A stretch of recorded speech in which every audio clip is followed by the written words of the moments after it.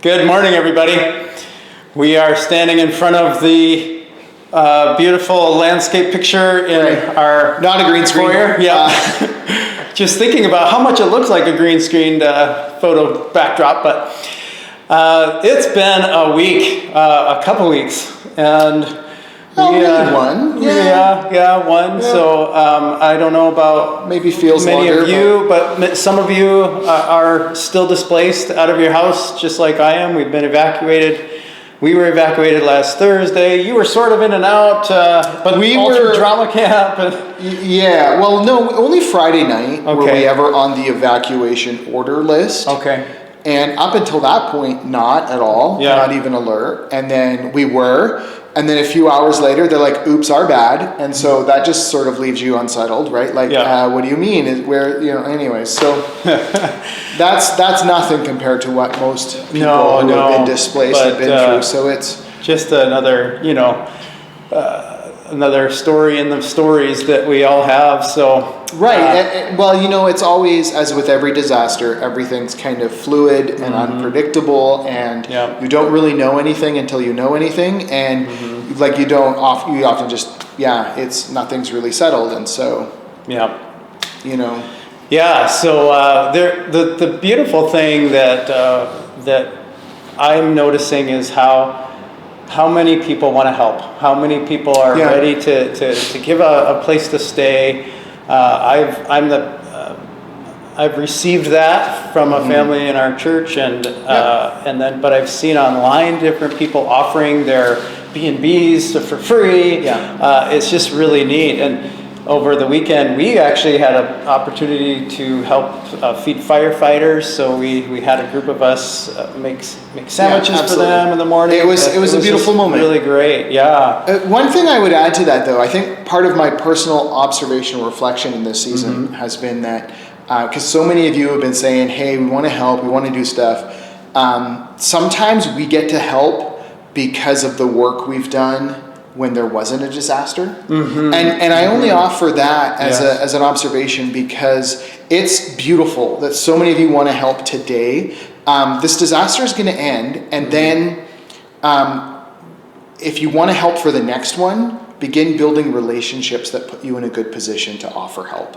So some of you asked about like emergency support services. Well, that's great, but there's training and stuff that needs to happen that just there isn't really time for in the midst of an evacuation. And so, that, for example, is one relationship that needs to be built and prepared for, when there isn't an evacuation. Just as an example, like we got to, because we had a relationship with the Salvation Army, we had a facility that was available, right? We've been maintaining our facility. Then it was easy to say yes to help, and they knew they could call us and all of those things, right? It's kind of the work you do in the downtime prepares you for go time. And so I don't want to discourage anyone who wants to help. There's still lots of ways to help. But I just offer it as an encouragement for when this is over, be thinking about, I want to help in the future. What can we do to get ready for that? Yeah. No, it's a good reminder. Thank you. Well, we look back on Sunday, but Sunday kind of makes us look back a little further, because Sunday we were supposed to have the play, the drama. Right, the musical spectacular. Yes. That is Judge Julie, truly. Yeah, and we were excited to be able to see that. And then because of all the fires, we had to let families do their thing, and the children couldn't be here to do that. So we changed, and we focused actually on a psalm. But tell us a little bit I was away, so tell us a little bit about some of the highlights of the week. You maybe missed the best ever drama. And you will know. No, it really actually was an awesome thing, and the performance was like beautiful. It was a really even just great moment just to sit there and watch, like as a dad, right? And I've got a kid running the spotlight, and another one the focus of the spotlight, and another one stealing the show, in my opinion, right? And so it was just really cool. Yeah, but the way we went through the week, and Friday was a fun one because yes, Friday is when it was the day after a lot of people were evacuated, and as the day went on, more and more people were getting evacuated as the fire progressed. And but you know what, our kids were like so good. Mm-hmm. They were just focused. They were doing their thing. You could tell, one or two were maybe a little out of sorts. Obviously, kids are aware of the situation, especially when you look out the foyer and can see it. But that didn't get in the way of them. Our focus is always, we want them to build relationships with each other, build a relationship with Jesus, and have a fun, memorable experience. Mm-hmm. We want them to go away from the week, we can talk about learning stagecraft, which is a side effect of what happens here. It's kind of the excuse to get people together.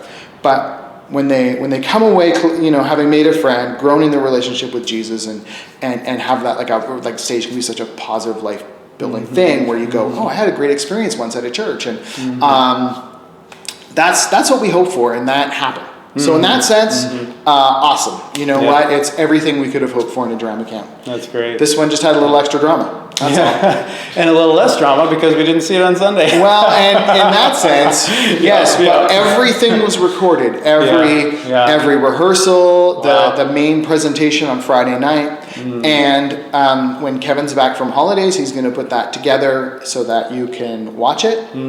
And you will get to see it and take it in eventually in the near future, hopefully. So today we're starting to see the sun and the blue skies, and we're excited. On Sunday, though, it was smoke, and it's been smoke.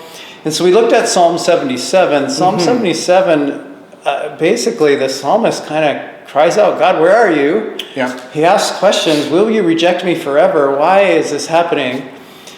But then he switches and he says, here's what I'm going to do. I'm going to remember your acts of power in the past. I'm going to remember how you've been with me in the past. And so we took some time to just tell each other, share a little bit about some of the ways we saw God working, or the ways that we see in the Bible Him working that we're amazed by, that cause us to worship.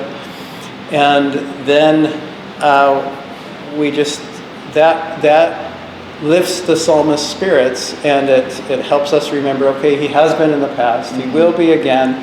Even in the midst of this, he's doing something, and we see those, we were just talking about some of those things that he's doing, and we don't know all that he's doing. And then we prayed for our community and for the emergency workers. And so just an encouragement to you that if you are feeling, why is this happening, or how long, Psalm 77, check it out again, or for the first time in a long time, or for the first time ever. Then be praying for our community, for each other. We continue to ask you to do that, as people will be moving back, and then there will be dealing with whatever smoke damage there is and that kind of stuff. We always want to be praying for each other.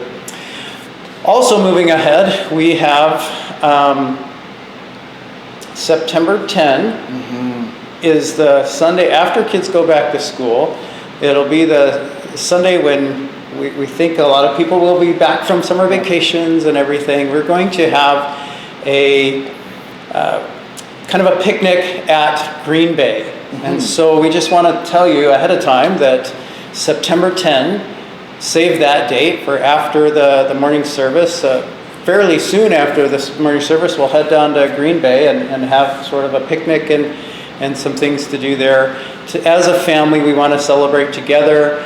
This is an opportunity to bring someone that you may be wondering, when should I bring them to a church activity? This would be a great time because it's at Green Bay, and we're going to have fun there. But it's mostly just for us to get together and say, hey, it's been a summer, and we're excited to get back into school and to the fall and to kind of regular life as school seems to do for us. So, you got one thing coming up this week for the youth too. Yeah, well, youth are going away Yeah. on a day trip this week. We're excited to do that. We always try and do at least one every summer. And this summer, a number of us are heading down to watch a football game. But it's interesting. School is starting very soon. It is. And so be thinking about those who are going back to school, especially, college students are returning or going off for the first time. Yeah.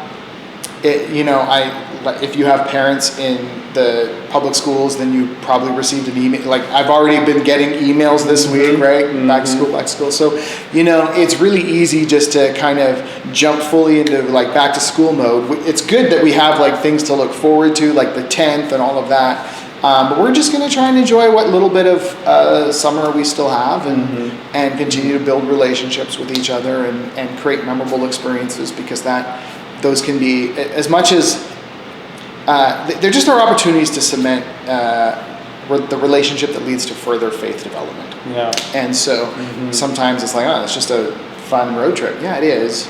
But then we build bonds with people, and we have greater opportunities for the light of Jesus to shine through us, and that's what we're going to try and do this weekend. Sometimes those are the best conversations in the bus drive down, or back, or whatever, right? Yeah. So that's great. Well, we're praying for you. We're thinking about each other even more now as we're all dealing with something that we can't really change, but we pray for the people who are working on it, and we pray for God's good work in the midst of it, as He always does. He can bring good out of whatever circumstances. So we pray that He would do that here. So have a great week. We look forward to seeing you. Hopefully on Sunday, we'll start a new series, a 2-week series called Renewed on Sunday. So we'll see you hopefully then. Otherwise, have a great week.